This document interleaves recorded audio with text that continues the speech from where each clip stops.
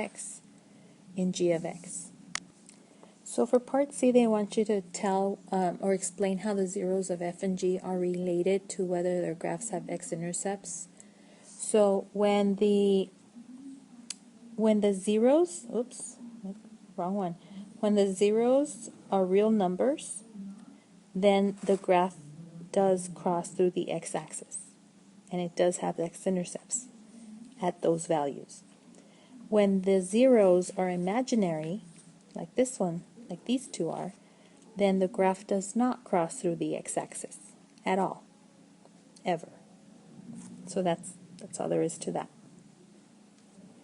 Okay, so for D, they want you to summarize and just give a general answer on how A, H, and K affect whether the graph has x-intercepts and whether the zeros of f are going to be real or complex.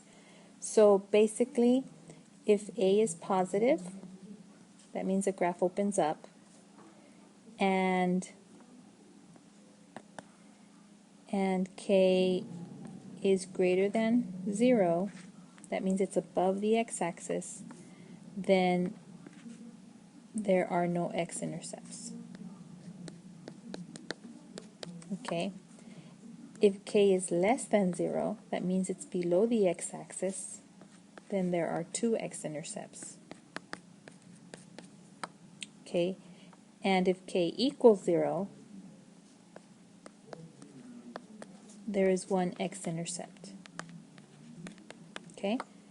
Now if A is less than 0, that means that it opens down. Okay? It opens down, and, oops, I hope I have enough room. And K is greater than 0. So it's opening down and the K is above the x-axis, then that means that there are 2 x-intercepts. If K is less than 0, that means it's below the x-axis and it's opening down, so it has no x-intercept. And if it equals 0, let's put it here on this side, then it has 1 x-intercept because it's the vertex.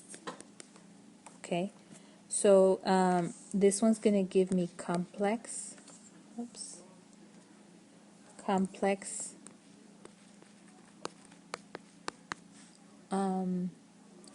zeros. This is going to give me real zeros, real, complex because it's imaginary, and then real. Okay, so for 92 we have we've got to simplify each term first, and then check to see if the left side equals -1. So I to the 44, when you divide 44 by 4, you get remainder 0. So I to the 0 is 1. 150, when you divide that by 4, you get remainder 2. So I squared is -1. 74, so again 74 divided by 4, you get remainder 2, so I'm going to put minus -1. And then 109, when you divide by 4, you get remainder 1. So this is minus I. And then 61, when you divide by 4, you get remainder 1 again, so plus I. So what do we get here with this? I minus I cancels, it's 0.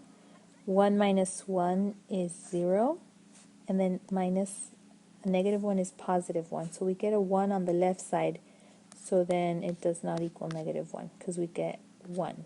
1 does not equal, so this is false. So on 95 you have to describe the error, and we talked about this in class. Hope you remember that when you are simplifying, or when you're multiplying two complex numbers, you have to change them to standard form first. So this should be I radical 6 times I radical 6, which gives you I squared radical 36, which is, I squared you know is -1, and radical 36 is 6, so 6 times -1 is -6. So that would be the correct answer.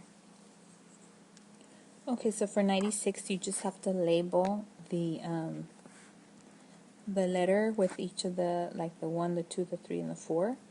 So for I, or for the I, for this one right here, whoops, sorry, for this one right here, that would be right on the axis, so that would be letter D.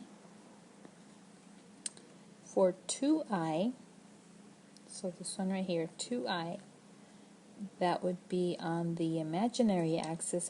That's a pure imaginary number, so that would be C.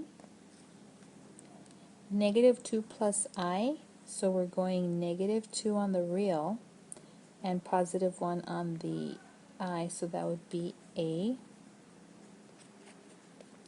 And then 1 minus 2I, well, it's the only one left, right? But let's just, make sure we understand that.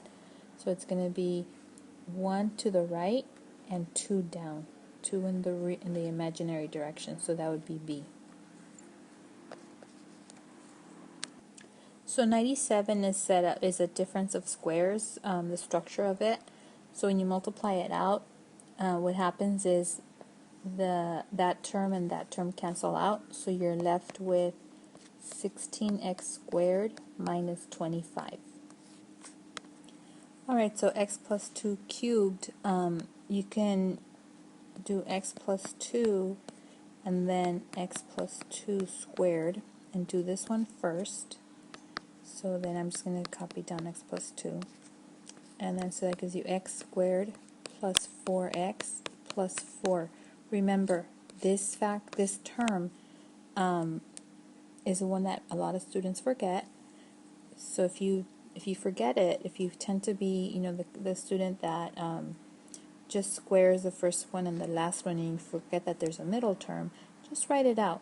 Write out x plus 2, and do the distributive property. Okay, so now the final step is going to be to distribute the x plus 2 here. So here, whoops, sorry, and here. So that's going to be x cubed plus 4x squared plus 4x. And now the 2 here, here, and here. So that's 2x squared plus 8x plus 8. So x cubed plus 6x squared plus 12x plus 8 would be the final answer. If you guys remember Pascal's triangle, remember this is row 3 right here, because it's a cube. So you could have done it that way too. So let me just review that with you.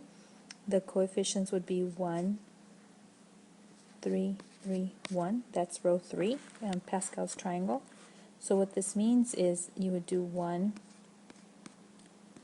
x cubed 2 to the 0, and then 3 x squared 2 to the first, and then 3 x 1 2 squared, and then 1 x to the 0 2 cubed. And watch, when you simplify each term, 2 to the 0 is 1, so that's cancelled, and then this would be x cubed, and then right here 2 times 3 is 6 x squared, and then in the third term 2 squared is 4, 4 times 3 is 12 times x, and then final term, this is x to the 0, so that's 1, so 2 to the third is 8. Same answer, a little bit faster. Okay, so for 99 I'm just going to go ahead and do the distributive property. Excuse me, so it's going to be 3x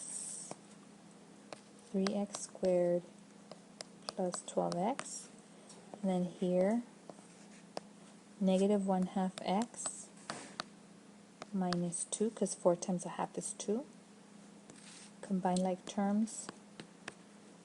So 12 minus a half is 11 and a half. So remember, 11 and a half is 23 halves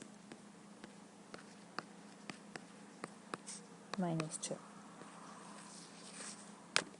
Number 100, it's squaring a binomial, so it's 4x squared you multiply these two and then you double. So negative 10x, so it becomes negative 20x, and then plus the square of this last term, so that's 25.